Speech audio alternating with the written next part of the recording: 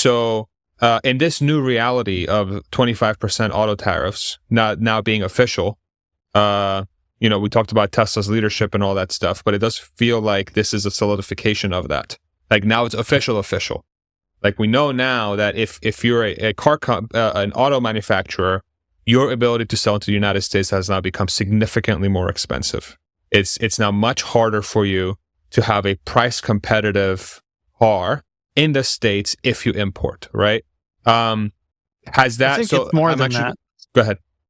If you want to be a global auto manufacturer and you do not have global localized supply chains, you are in trouble. And that goes, it includes what you said, but it's not just about the US market. The US market is an important market, but if you're going to compete with the big boys, you can't be a US market only participant.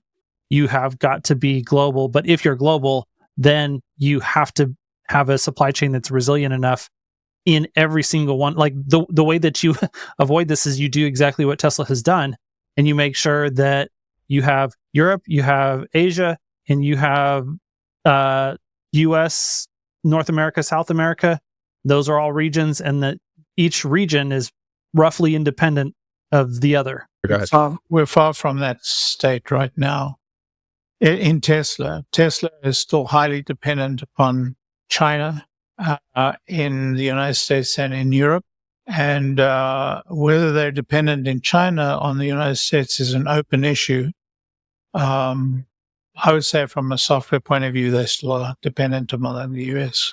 Well, it's a tale of two things. I think from an auto perspective, there are electric components that come from multiple parts of Asia into the US, or in through Mexico into the US. So there's some risk, but I would say it's more contained. If you go to the energy side of the business, it's a different story.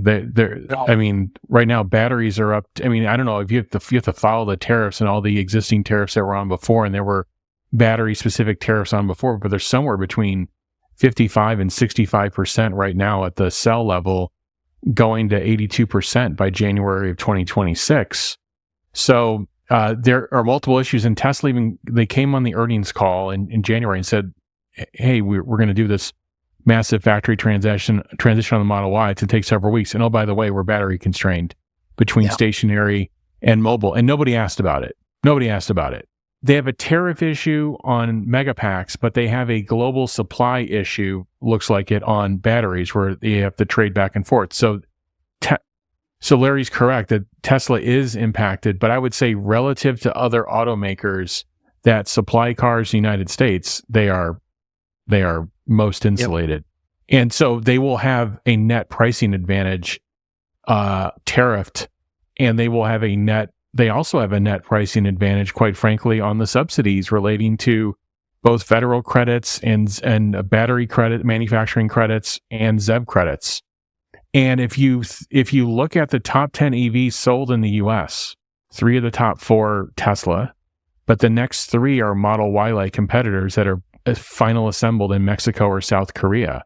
Those are lower end vehicles for them, and their margins would get obliterated in this scenario. So it's not a ton of units, but some of that TAM could shift over.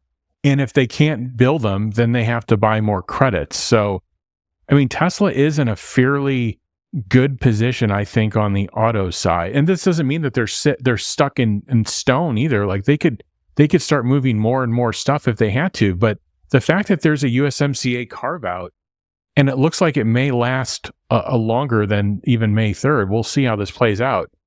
I actually think they're in a pretty good spot, and their exposures are just on these electromechanical components out of Asia. And we're not talking thousands and thousands and thousands of at the BOM level.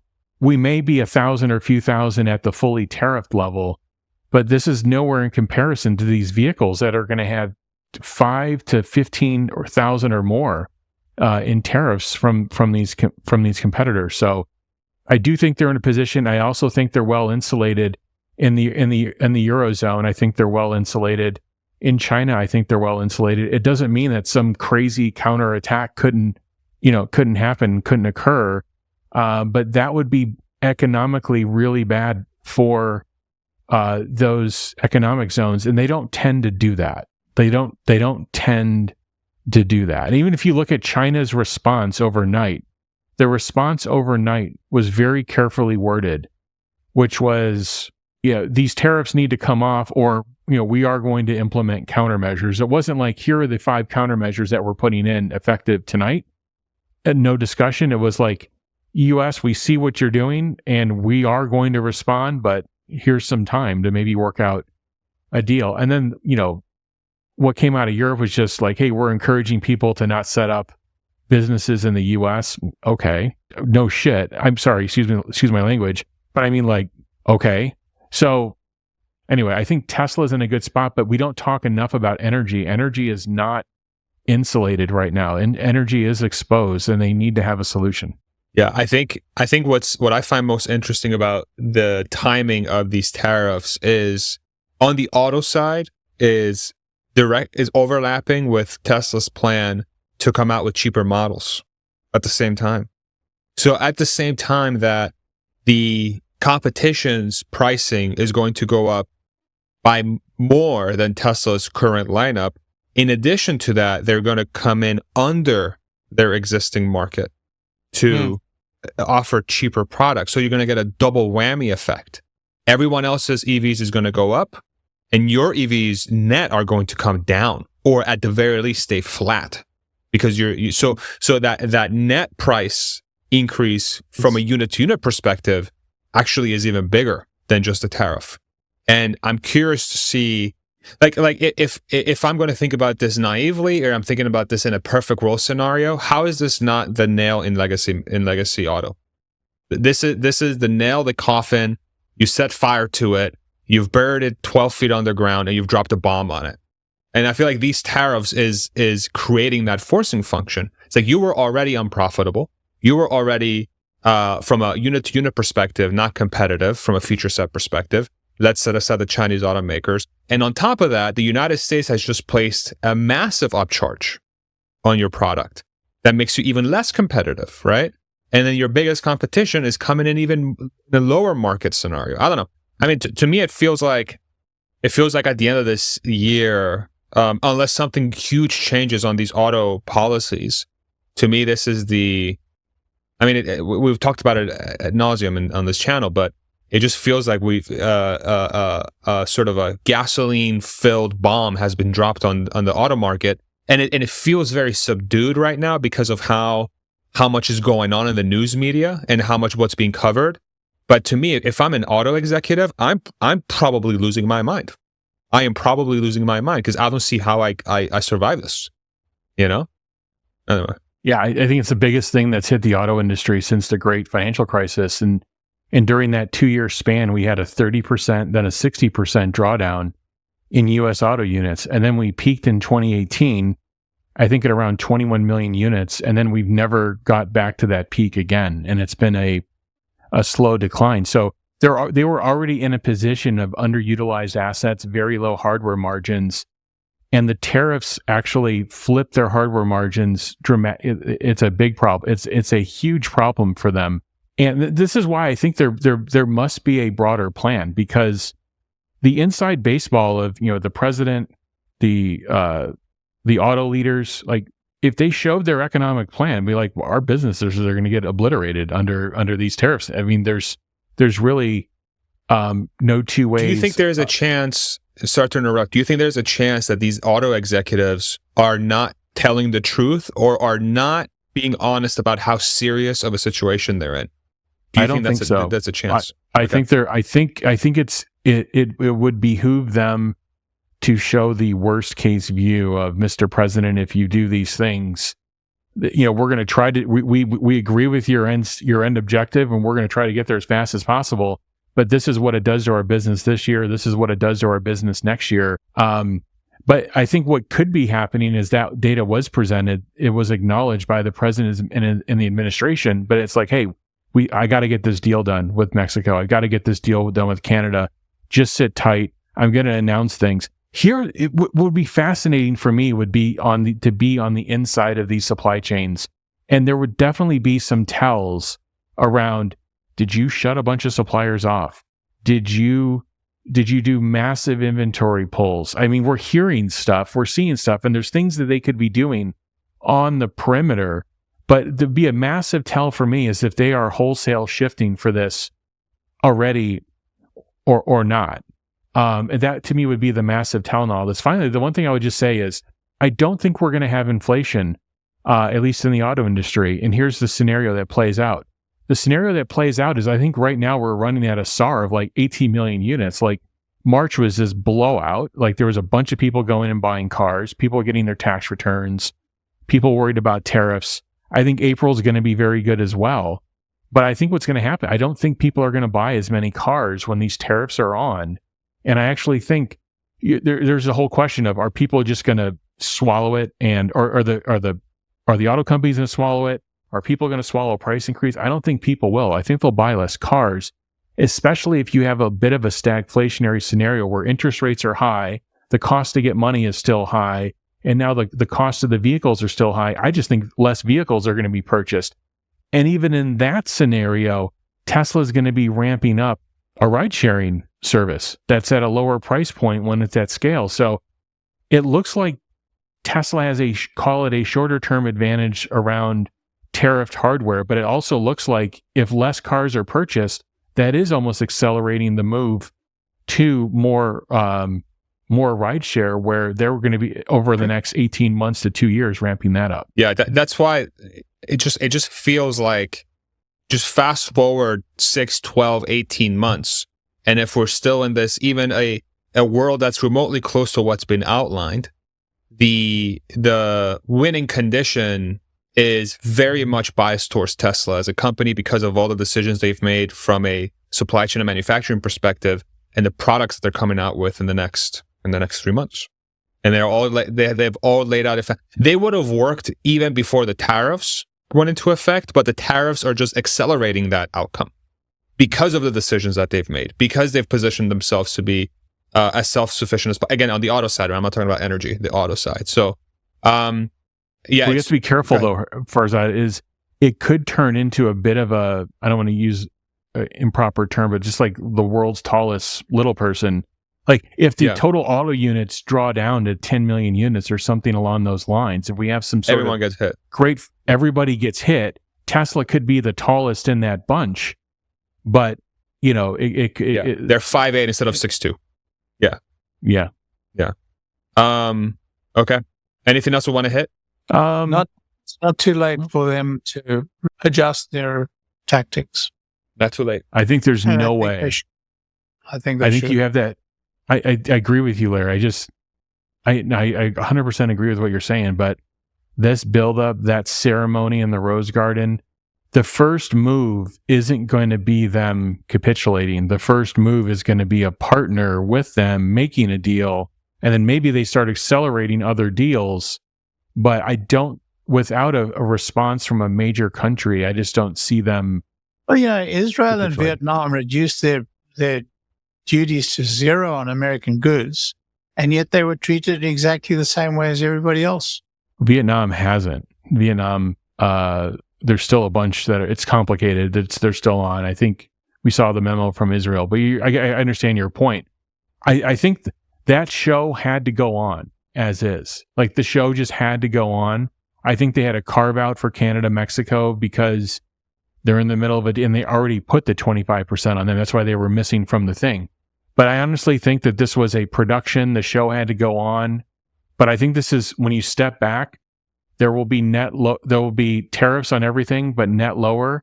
And then instead of focusing on 200 countries, there's going to be like a top 5 that they have to go after. They have to solve for Canada, Mexico. They have to solve for the Eurozone. They have to solve for China and the rest of Southeast Asia. Those are probably the 5 priorities that they go after and get deals done. Yeah. If that doesn't start happening by next week, you can start putting alarm bells off. Yeah, I think the alarm bells agreed. have gone off already. But okay, I'll give you a week. More alarm bells. A week, but more alarm bells. Yeah, more alarm bells. Yeah. I would be shocked. So here's my thing. If, like I said before, if by Monday evening we're not seeing some some pretty major moves, I'm going to be quite concerned about the state of the U.S. economy. Like very This will concerned. be a 24/7 thing too.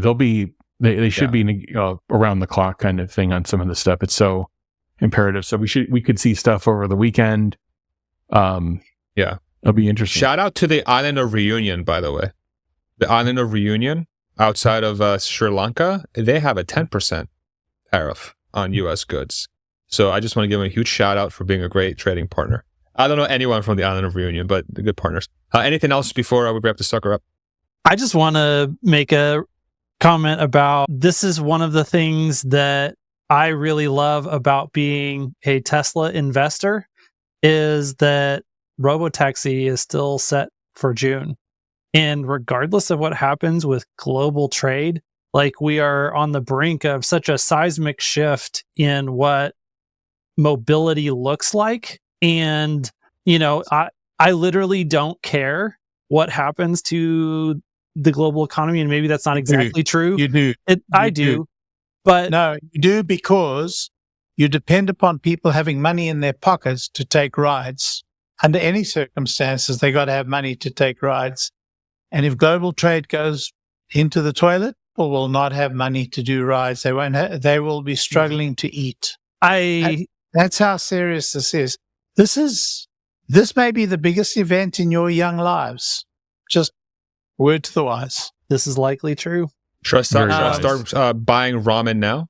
Or should I wait a couple If you of can weeks? still find some in the stores, buy it. All right.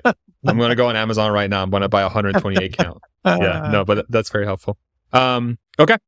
Gentlemen, thank you so much. Very enlightening. I think for me, what I'm getting out of this conversation, I hope the audience does as well, is these are all very confusing times. We have a pretty unique administration. We're very fortunate to cover a lot of these adjacent industries. That's an understatement, yeah. It just all feels like a very unique time in history. And having people like Larry and Jeff on to help us try and learn how to think about the situation. Because I think what all four of us agree is that even our best guesses are likely not what is going to happen because there's so many moving parts. But I think helping me think through the problem and understanding all the variables is my biggest takeaway from this conversation. So I really want to thank Jeff and Larry and Hans for making the time to sit down and try to figure out what the fuck is going on. And I do want to highlight for people who haven't appreciated Larry's point about what happened with Hoot Smalley, that Ray Dalio is 100% right, that these things happen and they have happened before. They didn't happen in our lifetimes and, none of our lifetimes here. But that doesn't mean that, and to your point, history doesn't repeat, but it does rhyme. These were in a very similar setup. And Larry is not wrong to point out how massively poorly that could actually go. And because it hasn't happened in the recent past in any of our lifetimes, we underweight the likelihood that it could happen again because we don't have any baseline to know what it would feel like or what it would look like in our personal experiences. Is it fair to say that 10 years from now, it's likely the likeliest scenario is to be one of the polar opposites, either very good or very bad? Is that a fair statement to make? What do you guys think? It's certainly a possibility. Definitely. What do you think, Jeff? Great. Yeah, I mean, I think there are good parts of this, some not so good, and there's going to be some things on the perimeter that are regrettable. But let's see. I think we're microanalyzing something that's going to play out over a series of days, weeks, and maybe months. Hopefully not too long, and we can get some certainty for the market. But I think we're 23 hours into this, and let's give it a couple of days and then look back at it and see where we go. But I think we certainly got, to Larry's, I think we certainly got a bit of a surprise yesterday. Yeah. Okay. Make sure you go check out Larry Goldberg at Tesla Larry on X. Make sure you go check out Jeff Lutz at the Jeff Lutz on X. Hans at Hans C. Nelson on X. And you know where to find me, because if you saw this video, you already know where I am. So, thank you, gents. Maybe, another 48 hours, it's crazy, and then we'll have to get back together on Monday and diagnose what the hell happened then. So, thank you, guys. Yeah, if there's still an economy, let me go ahead and record.